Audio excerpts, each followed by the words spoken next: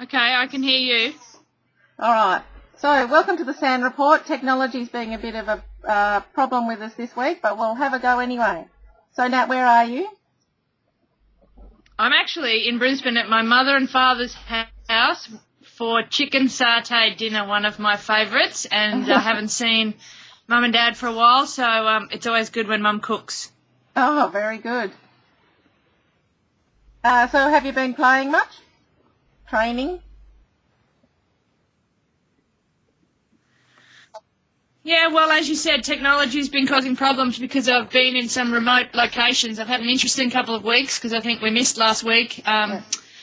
Amongst the training, I have been doing a whole lot of extracurricular activity. I visited my grandmother in the home in a little town called Ayr, A-Y-R, in North Queensland, and she's been put into a home recently, so I wanted to see her before I trekked off towards the Olympics.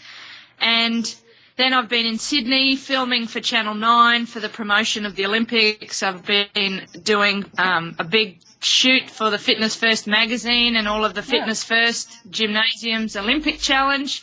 Mm-hmm. And I've been in Melbourne training with Tamsin, and Tamsin's been in Brisbane training with me, and I've had a little bit of time to sleep. Not much by the sound of it.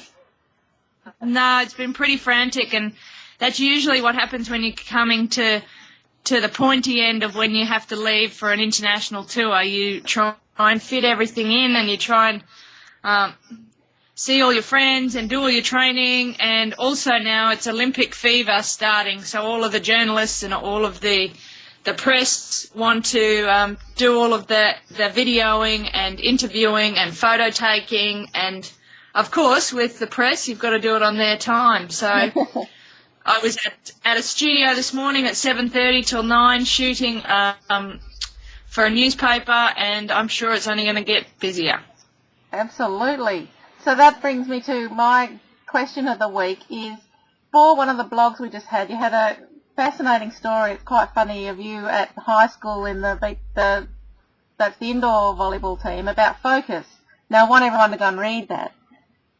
But when it gets busy like this, what does focus mean for you now?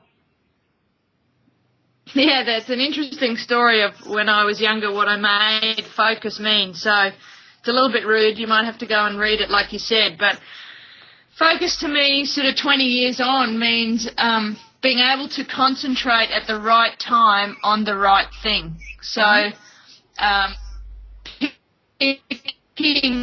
picking what it is I'm doing, and it's been really challenging with all my different hats: fundraising hat, training hat, Olympian hat, business owner hat, friend hat, media tart, for want of a better word, to get out to media and you know, all of those things. I have to be able to focus when it's time on the right thing. So there's no point being at training and thinking about photo shoots, and it's no point being with friends and thinking about training. You know, you have to really, the focus, the skill in the focus is picking the right thing to concentrate on and staying present in that moment with whatever I'm supposed to be doing. And it's very challenging, but you know, the way you do that is by breathing and deeply and just staying connected to whatever it is in front of me.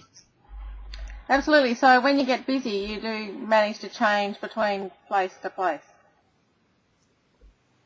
Yeah, I seem to have got very good at it over the years.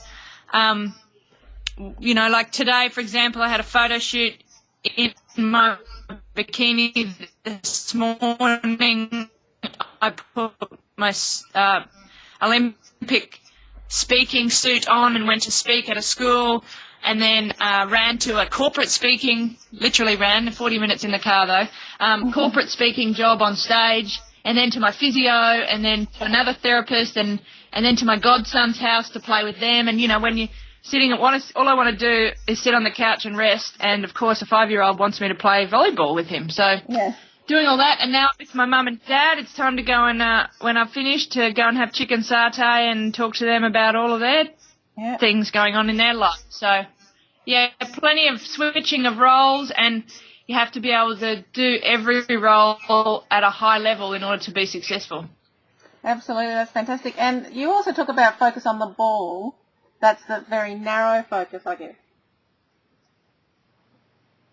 Yeah, you know, when you're on the volleyball court, there are plenty of things to focus on. You know, your partner, your skill, the skills, your body shapes, the ball trajectory, the ball movement, your opposition, the wind, the sun. And when the whistle blows, there's sort of a routine that I go through from the whistle blowing to seeing the ball onto my arms if the ball comes to me first. So that's called a narrow focus, just sort of honing in like a heat-seeking missile onto the ball. But then at times you have to be able to have an external, broader focus to be able to take in what's going on your opposition's team, what's going on with your volleyball partner, and just take in all of your surroundings at any given time to be able to make split-second decisions that could change a game and win you an Olympic gold medal. Yeah, it's amazing. So where are you? Is next week looking busy? Same?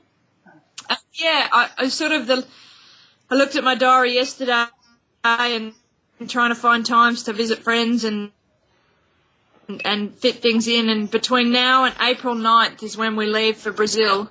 There isn't much time. So next week, Tamsin is flying into Brisbane. We have an intense training week. And then next Friday is our big fundraising breakfast. So you might have seen that all over Facebook. We're selling tables to a breakfast in the sand.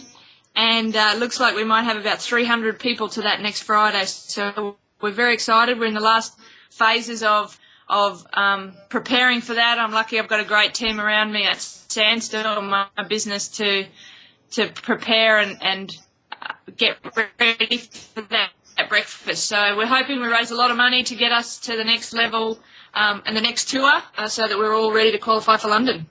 Absolutely fantastic. Now, since technology has managed to hang together for this little chat, I think that's a good place to leave it. So have a good week, and we'll speak soon. Thank you. Okay, hopefully we get a video next week. Bye. Yeah, okay, see ya.